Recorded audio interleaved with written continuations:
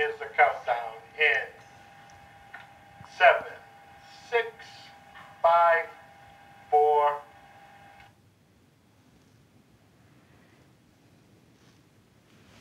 Hello, and welcome to People's View. I'm host Carl Seidel. We have the Honorable Kevin Scujlly and the Honorable David Schoneman, past people who have been legislators in one way or the other, either city or state. So we're going to talk a little bit about legislation that's being offered, and we'll talk about the President's State of the Union address. Well, what did you think last night of the State of the Union? I mean, he came off with a beautiful overall program. I think he developed it appropriately, and right at the end, a couple of big shots, I think, at the opposition. And it's going to be an interesting time. I was just going to say that I think that he has a hard task, had a hard task in front of him. Oh, And yeah. of course, now I would expect him to be taking this on the road around the country. The task that the president is facing is one of trying to move away from politics of resistance, Right. which gets nothing done, Right. by the way. Right. There's more effort being put by the Democrats into defeating Trump and everything he does, whether it's good or bad, than into anything else. And I think that has to stop. Politics becomes personal. I know from my experience, and I imagine the two of you do as well. Politics becomes personal. But we have to separate ourselves from that. We can't let that happen. When I was an alderman, now we were talking about this before the show, I would make the point frequently that I try not to give offense, but I try not to take it either, because it's not about me. Right. And it's not even about my side. It's about the people that we represent at home. Mm-hmm. And I think that that's the stance that's what Trump is trying to do at this point. And I think that's what he should be doing. Mm-hmm. We have to try to move the other side, which has been based, just politicking based on nothing but resistance, away from that position, because it's very, very detrimental, very detrimental. So I think he did good things in that regard. He's pulling people away from this idea of resistance and trying to get them focused on doing what's right for the folks at home. And that's the important thing. I agree.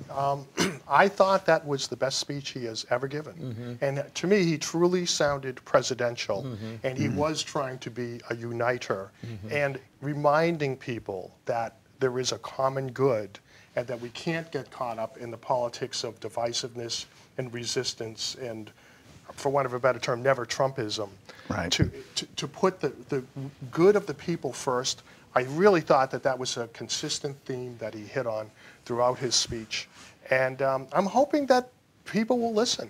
It's going to be interesting in the next few days if anything's going to move ahead. They only have another week before they go into the deep fit of inactivity. But I hope that they come to some conclusion, because something has to be done down there. I mean, we have people coming in areas where we're not protecting. Right. And we probably need more equipment, too, on the portals, too, to handle some of the... We're doing a lot better job in trading between Mexico and here, but we don't want to trade with illegal people. Right. Right. Part of the problem, again, is that I think it's in framing what the issues are. You will hear very often the idea that it's a terrible thing to separate children. Well, guess what? If you have a wall and you control the entry, you are making sure that when somebody shows up at the border with 2 children in tow, it's their children. Because they've gone through the whole process of applying for a visa, you establish who they are, you establish who the members of their family are, and then you don't have to worry about that. If somebody shows up in the desert with 2 young children, do you really think it's the right thing to do to simply have that person say, oh, they're my kids, and let him go through, when that person could be taking them to sell them into sex slavery? That's right. And that's a much larger problem than I think a lot of folks at home know. I had someone on a show here one time. We talked about the sex trafficking industry, and I heard some stories, and I tell you, it's a very, very serious problem. And we cannot believe that guy bringing 2 12-year-olds over, for instance, are his. And who knows what's going to happen to them. So having the portal, as you say, bringing them in legally, document them, they're not jumping a fence somewhere, kids don't show up without anybody, it's all managed better. And I think that's for the good of the families. I mean, one of the other issues, too, that goes along with this, I'm going to call some people on the carpet here, but again, there were some gun control advocates who were saying that we have to basically take away long guns from people like the dreaded AR-15. I believe last year in America, 300 people were killed using AR-15s, that weapon. 72,000 people died from drug overdoses. Now, if your philosophy is that you're going to concentrate on the thing rather than the person, and you think the right approach is to take the guns away so they don't have them, why aren't they looking at the idea that if you're controlling the border and keeping things from coming over the border, you're going to stop the drugs from coming over the border?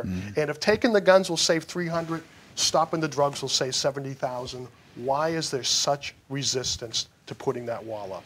I just don't get it. Well, the only answer is that it's part of the politics of division and politics right. of resistance. I mean, It's those folks who just want to defeat and embarrass Trump, and they're hurting the American people in the process. Those 70,000 people, there's 70,000 families where there's one person less at the dinner table at the end of the year than there was at the beginning of the year.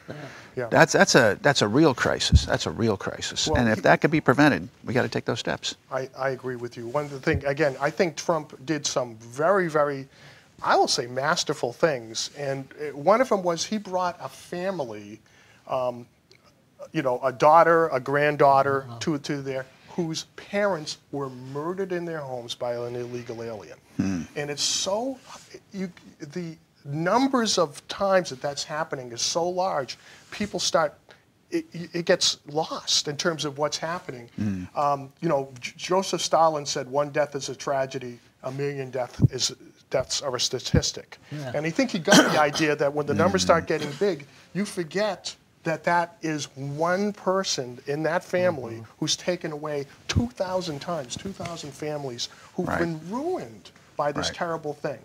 Now, again, the numbers I've seen, I'm going to use what I consider to be a low realistic estimate.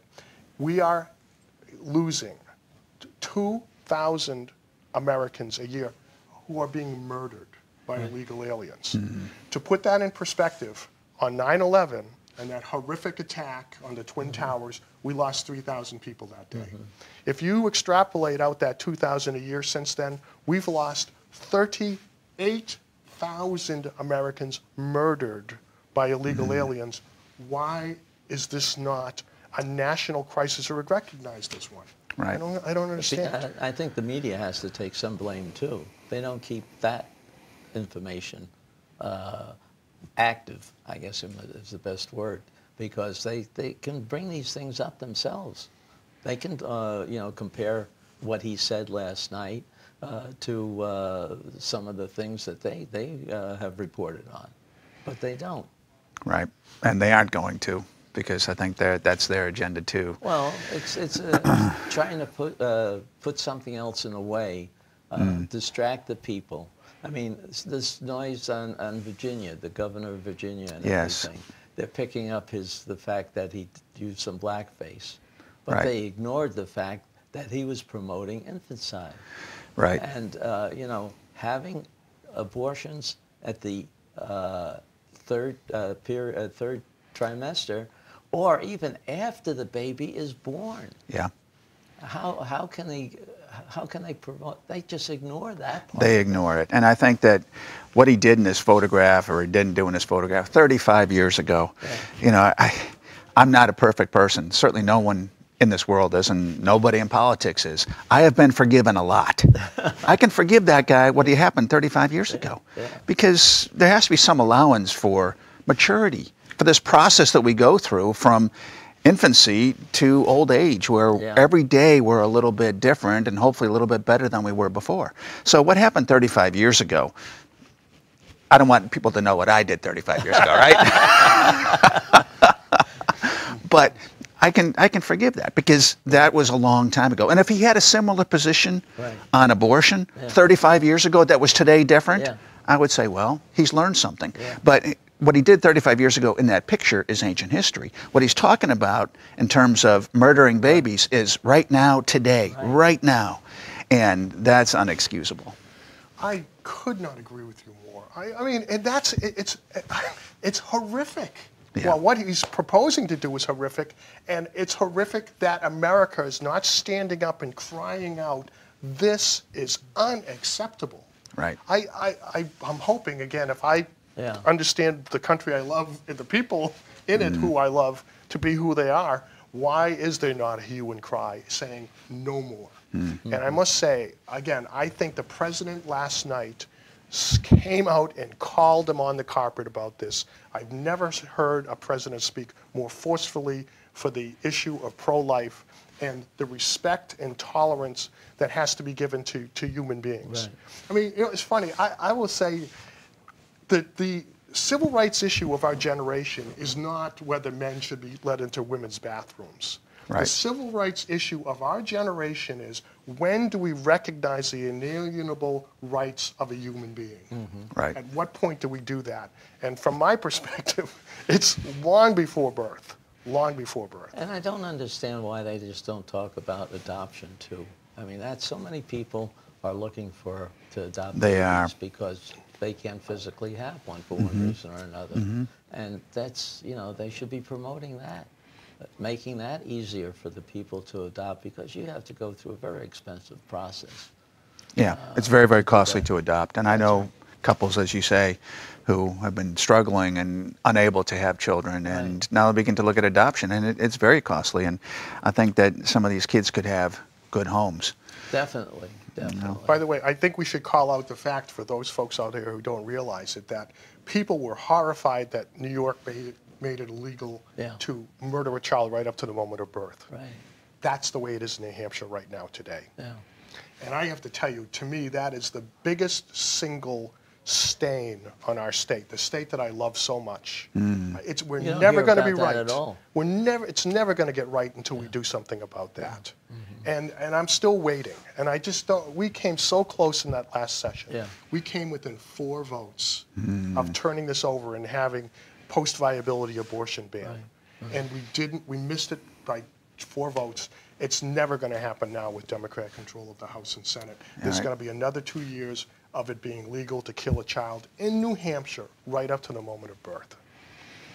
Well, there's a lot of things, too, that we're worried about here in New Hampshire. I think the marijuana bill that's come up is going to be something to discuss. They've had the first full hearing, but I guess they have to go through more committee meetings before they reach anything.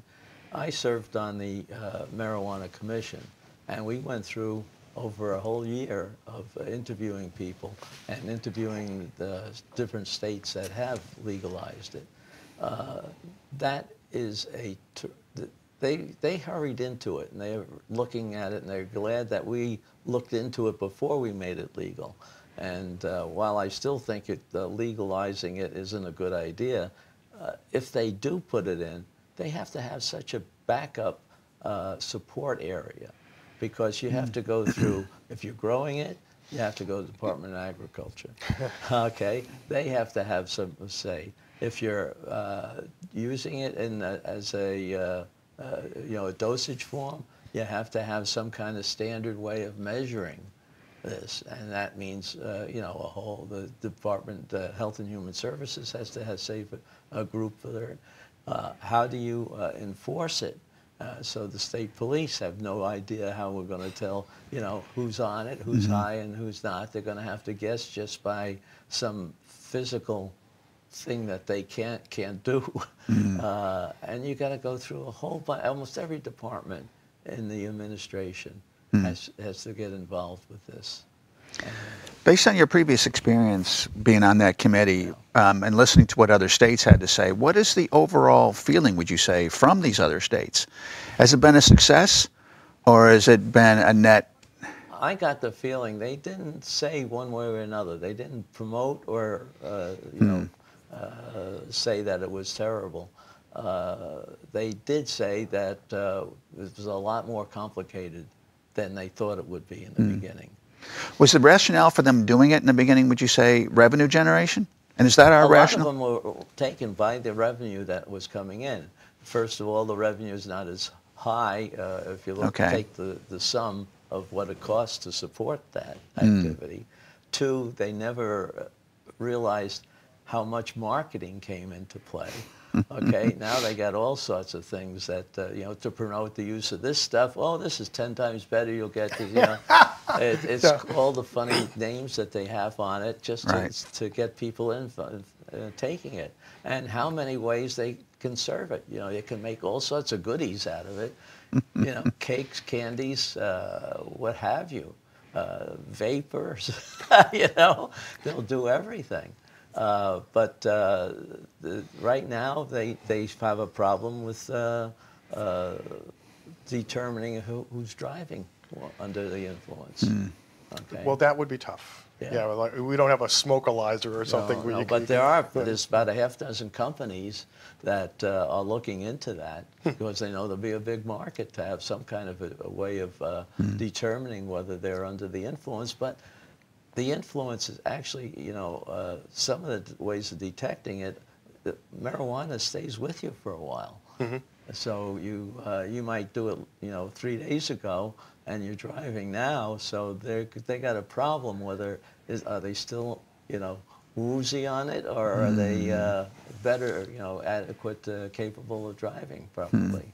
So you got a whole lot of things like that, and it's going to have to go through the Justice Department. How do you handle that part of it? Has there been much discussion, as far as you know, about the issue of it being a gateway drug? We hear that periodically, that marijuana is a gateway drug. It's going to lead to other things. Certainly when I was in high school and they were talking about drugs and health class, that kind of thing, it was marijuana is not, it's not such a simple commodity. It can lead to something else. Where does that play in the arguments? It's been brought up, but they don't have any real studies, so maybe that's going to come about. But right now, it isn't daddy's marijuana anymore. They have, the scientists, the biological people who are making better and better stuff, so the activity of it is much higher. So it depends on what you're talking about. I have communications personally with a doctor who is treating ones that are addicted to it. It may not you may not have to worry about an overdose, but you do have to worry about being addiction. And he said that he would not give marijuana medically to anybody unless they're in hospice.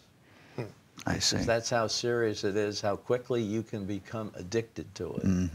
And that will mess you up. Well, there's no doubt about that. Addiction, is a huge problem in our society. Based on your knowledge of the folks up in Concord today, do you think that the House and the Senate is predisposed towards passing some kind? Yes. Yes, I do, because two of the three of them actually testified in front of the agency. I see. And the reports that came out on that report that we made, which was, I don't know, over 60 pages, it was fairly well put together. I was pleasantly surprised by how we had staff that were able to collect all this information we had for 9 months and put it into a form that was readable and understandable. And it didn't come to any conclusion. It just said these are the conditions that you have to worry about. So in the last session, it probably would not have passed, but you think in this session? Well, right now, whether it passes or not, the governor says he's going to veto it. Okay. Okay. So I hope that holds. I hope so too. But what I'm saying is that definitely, I think he would have reason to veto it, and I don't think they have the power to override his veto, especially if the legislation is not thorough enough. And I think that's what you have to worry about. Yeah, I think a lot of things that are going on up there don't contain a complete economic analysis. Definitely. What are the costs and benefits, really? Right. And not just maybe in terms of long-term behaviors, but what's it going to be to the taxpayer? I think that usually these kinds of programs, revenue is overstated, and costs are woefully underestimated. It's just how things go, because that's how you sell something in politics. That's right. And because it all comes down to the money, you promise, you always promise more than you know you're going to deliver. And it's those promises that help something make it over the hurdles. But in the end, when there's no accountability, and those folks are gone or no longer in those offices, taxpayers are stuck, because the buck doesn't go beyond there. Well, I'm a little bit worried too about some of the other things that are going on up there as far as money is concerned. If they're thinking that they're going to bring more money in by upping the taxes that we just cut, I think that's all wrong. And we have a nice surplus that comes in still this year, and we're going to supposedly cut once more. If our income keeps coming in as well as it does, but they're talking about changing that and going back to 8.5% taxes. Right. We talked about this last week, but for those who missed it, we did talk about that, the idea of the Laffer curve in the terms of where you are on that in terms of maximizing revenue to the state. What people must never forget is the idea that if you create good environments for business, they will grow. So you can literally collect less tax money per dollar from a business. I'll give you an example. All right, so if the business is making $1 and you're taking 10% from that business, you're getting 10 cents. If you lower the taxes that you're charging in that business to 8 cents, you would say, okay, well, I'm going to bring less in. But if the business grows to, say, $2 in terms of what their revenue is, even though you went down to 8%, you're now getting 16%, right? Not 10, you're getting more. And that's the thing that people have to understand. From my perspective, the government should be creating the economic playing field that's conducive to growth. The environment, that's a And it isn't just theoretical, because what we saw in New Hampshire was the reality of that. Oh, yes. Taxes were cut, and I think the Democrats said, we're going to have this great big hole in the budget, $80 million hole in the budget, and it turned out to be hundreds of millions over surplus. So we went way past the expectations. And lots of things are being done with that money, too. And it happened at the federal level. The same thing again. They looked at it and they pretended that there wouldn't be any positive economic benefit. They said it's going to blow a hole in the budget. In less than a year, there was more revenue coming in to the federal coffers than there was before. Right, because lowering the tax rate, letting someone keep more of what they're earning, becomes an incentive to work harder. Because the more you take away, the less their incentive is going to be. Why should I work if I'm going to be taxed at 70%? I get to keep 30%. I'll stay home. But if I have the ability to, especially if we had a flat tax, so that every dollar I make, I get to keep the same amount, I'm going to try to earn as many dollars as I can. As long as that number is high enough. People should realize that they can better decide how to use their money than the government can. Yeah. What was that famous Reagan saying? What the government says, I'm here to help you. Oh, yeah. The scariest words. Yes, yes. You'll ever hear, right? No, the groupthink is to have somebody up there in administration who is so used to having everybody doing the same thing, and they have no incentive to make it better, make it more efficient. Whereas we do, if we have a better way of handling our daily, chores or something, fine.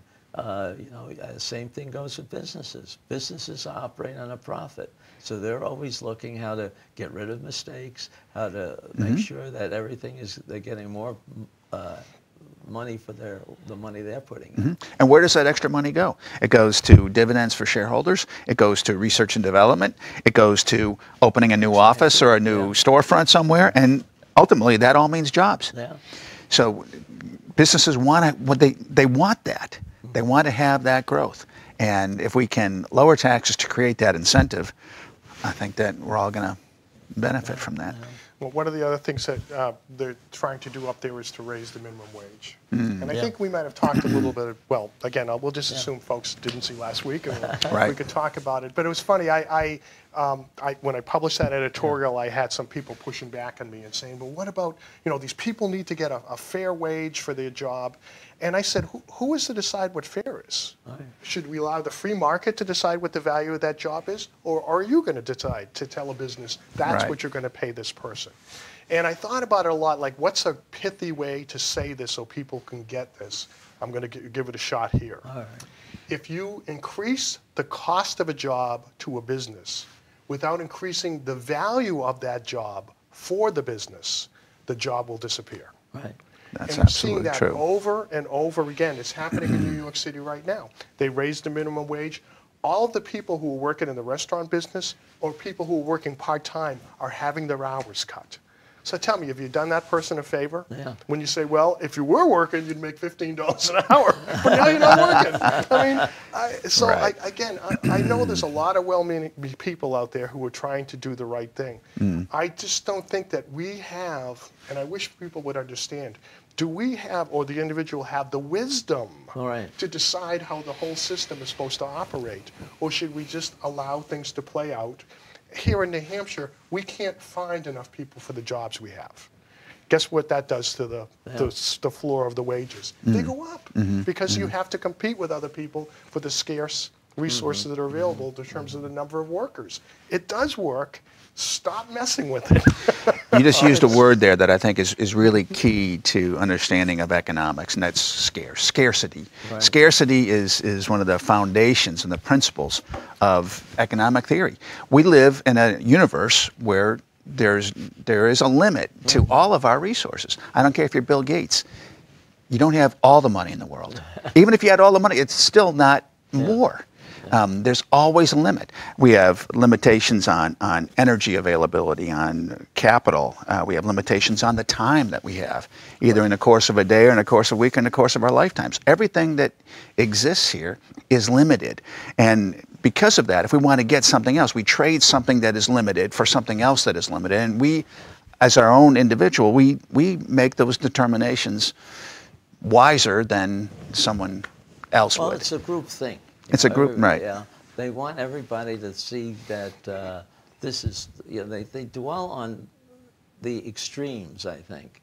And they try to make it that so many people are suffering. So that's why we have to help them. Well, we have a lot of ways of helping people without putting a broad standard out there. Because the standards, I guess you shouldn't have standards for people. Well, it's hard to have standards, but it's also impossible to set a floor on what those wages could be, because just like Kevin said, because of the fact that there's scarcity in the world, someone's going to make a determination. Can I afford to pay this person $15 an hour based on what I'm getting in the marketplace for that? And the answer may be yes. More often, we're finding that it's not. So that employer is going to say, I just can't do it. I can't make enough from the marketplace where prices are set by free trade to pay this person $15 an hour. They have to go. Yeah. Because to keep them is to lose, and I cannot lose. I just can't afford to. I'll go out of business. They have to raise the prices of it. And they may have to raise it to a point where no one's going to come in anymore. So everything comes to an equilibrium. When you have limited resources, supply and demand, someone's going to produce a product that it balances out in some level of equilibrium with someone's ability and willingness to pay to buy it. And whenever you're moving that way, everything has to float. Nothing can be fixed, or else something's going to be out of equilibrium. When something's out of equilibrium, then we find things happening like hours being cut. Right. And the other irony is, I think that people must understand that businesses don't pay taxes or anything else. The customers do. And they have to raise their rates when their costs increase. So, you turn around and you say, okay, now we're going to pay you $15 an hour, and you go, man, I can really do some good things with that money. And then you go to the store and you find out everything's gone up in price. And you're going, wow, that $15 isn't going as far as I thought, because they force the businesses to raise all of the prices for their goods and services. That's right. So, and what they've done in the end is it'll level out again. But there'll be less people working because the businesses can't afford to pay that, as you had said, that higher minimum wage for certain jobs. That just don't have that value. It's not going to happen. And I think one of the things to bear in mind, too, is that the people that really are affected by minimum wage, or anyone who's actually earning only the minimum wage, is likely to be someone entering the job market for the very first time. A teenage employee who, after a very short period of time, less than a year certainly, is going to have obtained a better job or a raise on that job so that he's being paid more than the current minimum wage. Yeah. Well, it's an interesting time we find ourselves in. I was just going through a couple of these other papers that come out now about everything that's happening. I'm not sure which ones we want to go into. But I don't know. One of the things I have a problem with is the fact that while the president talked about stopping a lot of these investigations and everything, all we can see is in today's news is that that one person from California, I think it is, who's saying how he's going to investigate everything about Trump, including his business, his taxes, and everything. Is that Schiff? Yeah, Schiff. Yeah.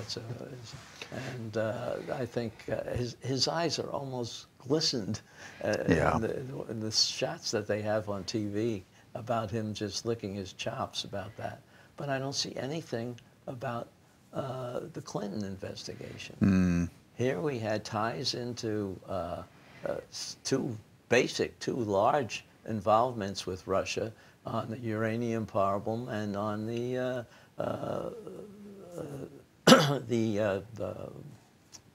what was the Clinton Foundation? No, well, it's the Clinton Foundation was part of it. The support of that false dossier. Oh, yes, the Steele.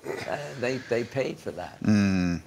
Why isn't that something? I mean, if they had caught Trump, supplying, buying, or paying for any of that, or getting involved with any of that, I think they would attack that.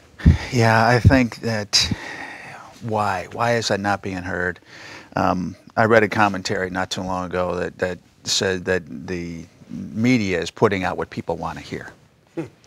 And I think that this show, and maybe others, how people are tuning in, we need to get people to begin to want to participate again, to not just sit by the sidelines, and to want to have information that they can make a legitimate and wise decision on. Do we want to be fooled, or do we want to know truth? And to what extent are we going to search for that?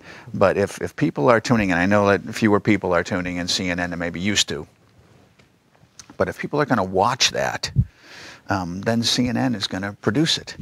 And we can't, unfortunately, look to someone like CNN or MSNBC or CBS or any of the others to sort of set the standard that provides good news for the folks. Now they're really looking to see, because it's more of an entertainment business, they're looking to see what people are going to tune into. What they tune into is, for lack of a better term, a lot of fake news.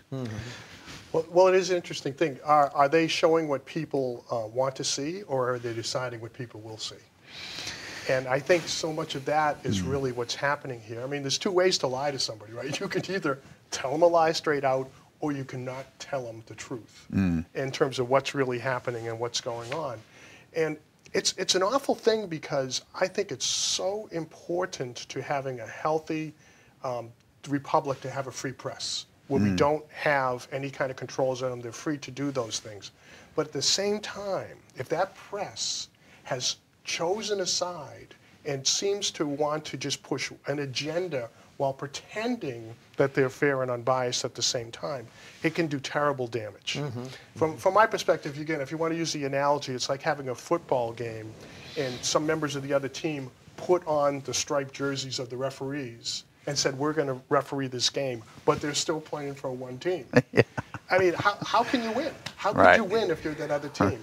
And I think, from my perspective as a conservative, that seems to be what has happened here. So is the Democrat Party controlling the mainstream media? Is the mainstream media controlling the Democrat Party? I'm not sure which is the case, but I would say I don't think that conservative people in the Republican Party have a real friend in the media. So let's go back to what you were talking about, Uranium One, with where they basically sold 20% of our uranium resources to the Russians. This was done under the Obama and Clinton administration, something that has incredible strategic importance to us. And that was sold by them. And in return, Hillary and Bill Clinton got, what, $145 million contributed to their Clinton Foundation from the Russian oligarchs who were benefiting from them basically selling the store to the Russians. Have you heard that on the media? No. Has anybody really talked about that? Has anybody looked into it? Any investigations Right. on that? I mean, this whole thing with the server. Yeah. Oh my God! She was subpoenaed, saying, "Preserve your records. We want to see what you did." And she wiped everything out and bleach bitted it. And all I can say is, from my perspective, I'm going to say I'm a little bit of a cynic. But to me, the only reason for her to do that was so that people who were paying her could get access to the information. I literally think that she was selling our country down the river. And nobody is talking about that. They're talking about this whole fictitious thing of Russian collusion with Trump. And I think it really is to cover the real crimes that have occurred here. And the media won't cover it. If they had that constant drumbeat of Clinton and scandal every single day, everybody would eventually come around and say, wow, I think there's been some Clinton scandals, right? If you don't say anything and you keep pointing to Trump, it's like that, yelling squirrel to distract people from what's really happening here.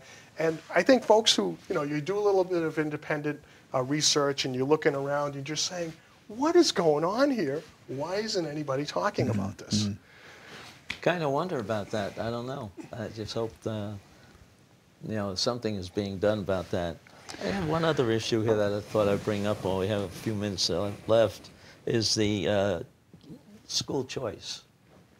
Okay, Democrats want to get rid of the scholarship program, which allows, people who can't afford private schools or anything to get a scholarship to go. And it doesn't take away from the public schools. They still wind up with extra money for all the pupils. Yes, that's absolutely true. But I think that it shows that people are dissatisfied with the public schools. Because for every kid who's on a wait list to get into a charter school or into a private school under that scholarship fund, that same kid is on a wait list to get out of the public school where they're at. And that's an embarrassment. And I think that's what it comes down to. The fact that this program is popular. If this program wasn't popular, I don't think Democrats would care about it. But it's popular.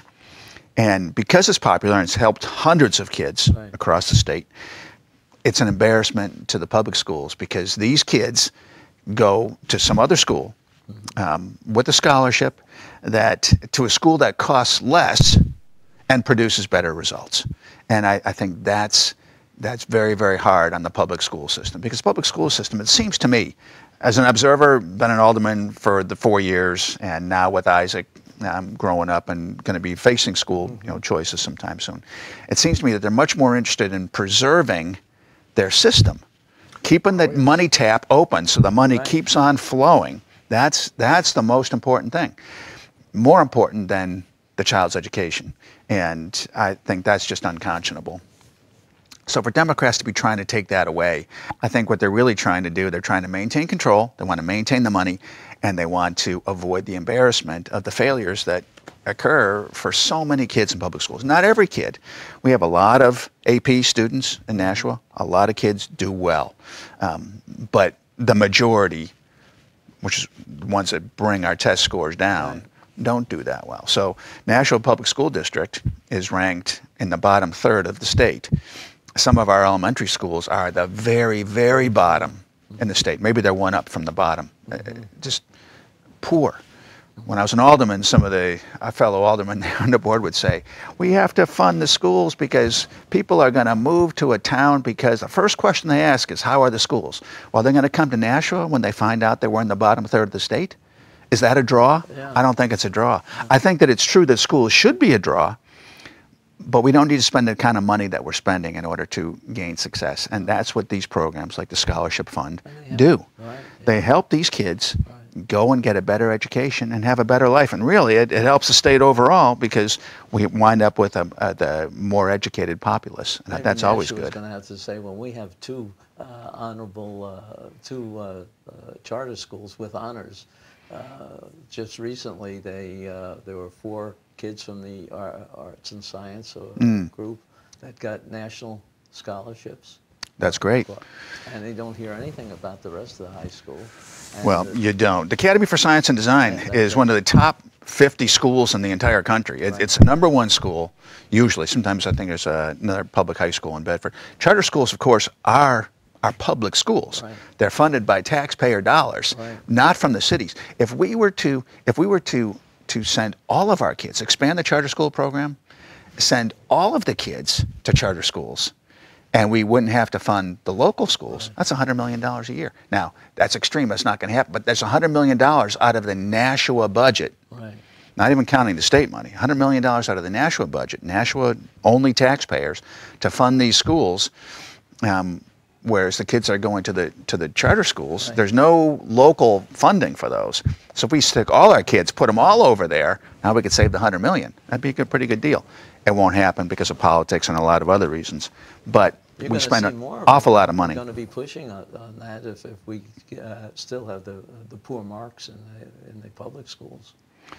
And in the, Why don't the Democrats trust parents?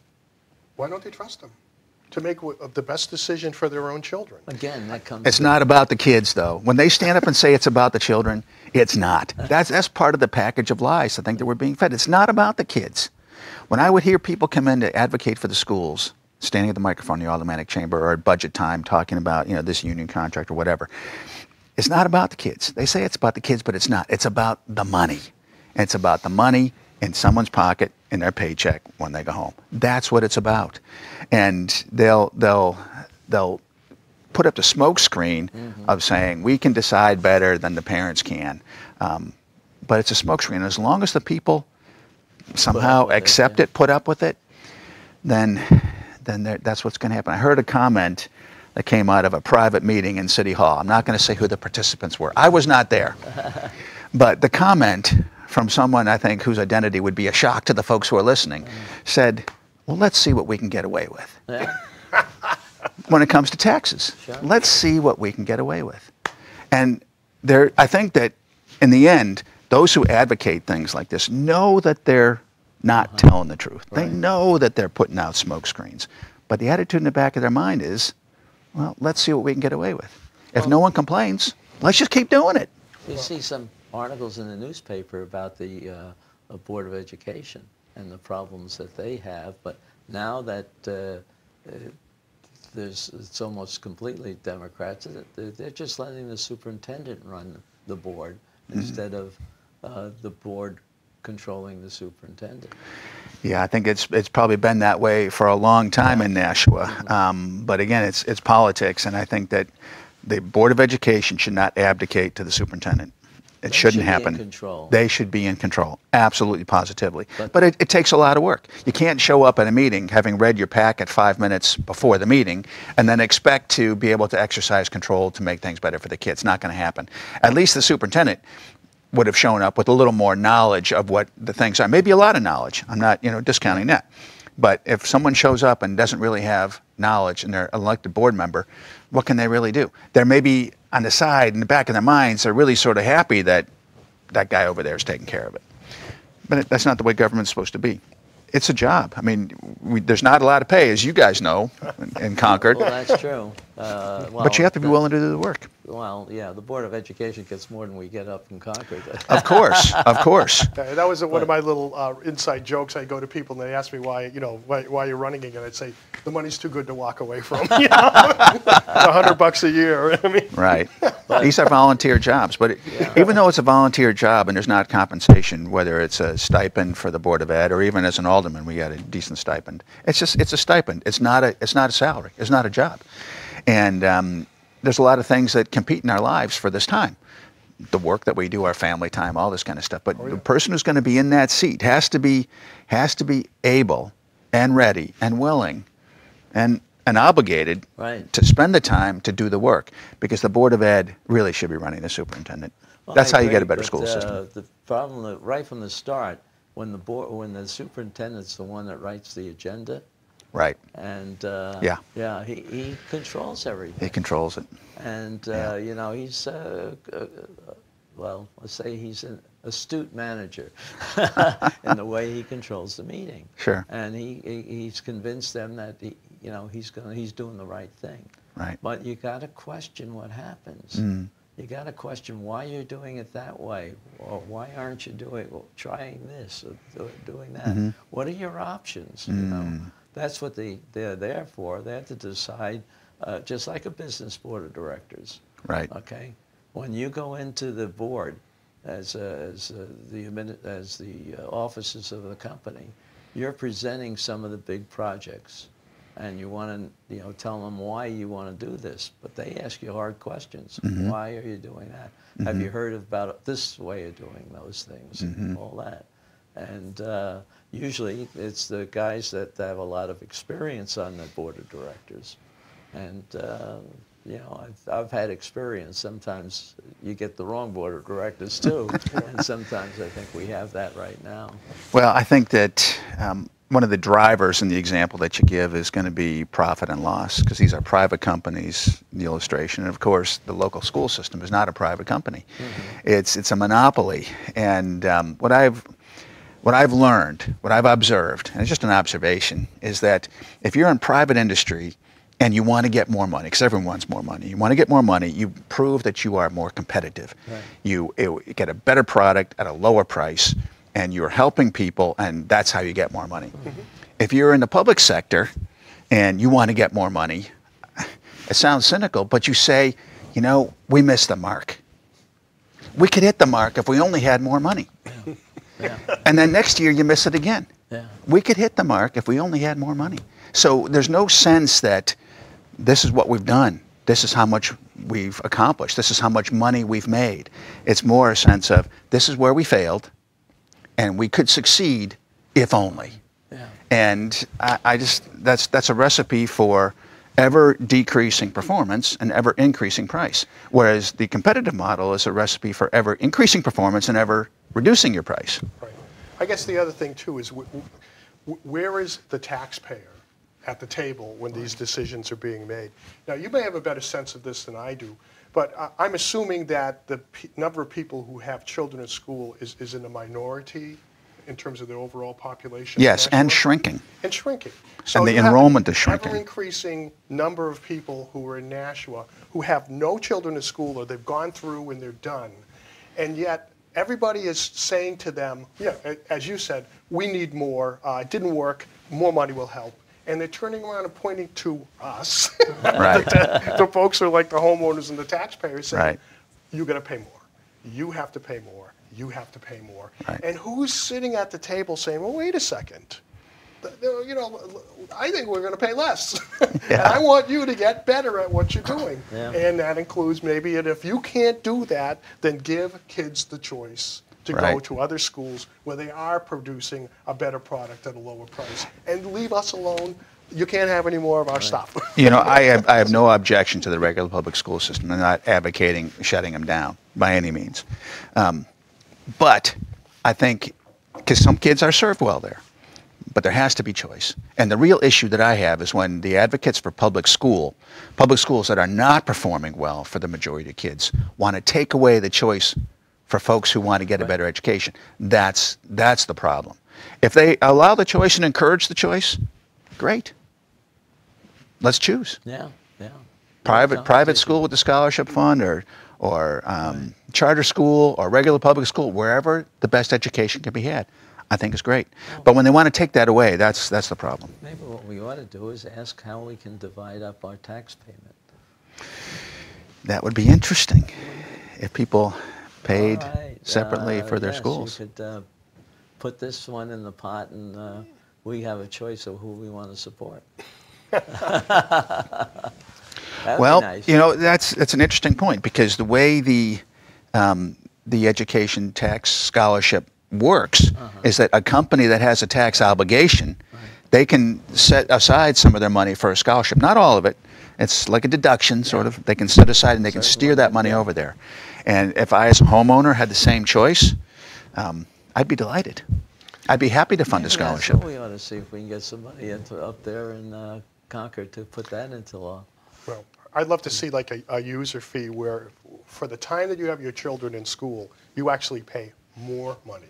But when you're done, you pay less. And when you think of it, at the end of the day, you're going to be a person with no children in that school system for a heck of a lot longer than you want to have them in there. That's true. And yet, so we have our elderly who are continually being more and more burdened by the ever-increasing tax rate. and they did their time. They spent Right. their money. Why are we continuing to almost penalize them for the same rate when I think it should be the people you're using it, you pay more, and when you're done, you're done. Yep. Interesting, interesting. Well, maybe we can hear from our audience sometime what they think about some of these ideas we throw out there. That'd be great. I'd love to hear from folks. Yeah, would too.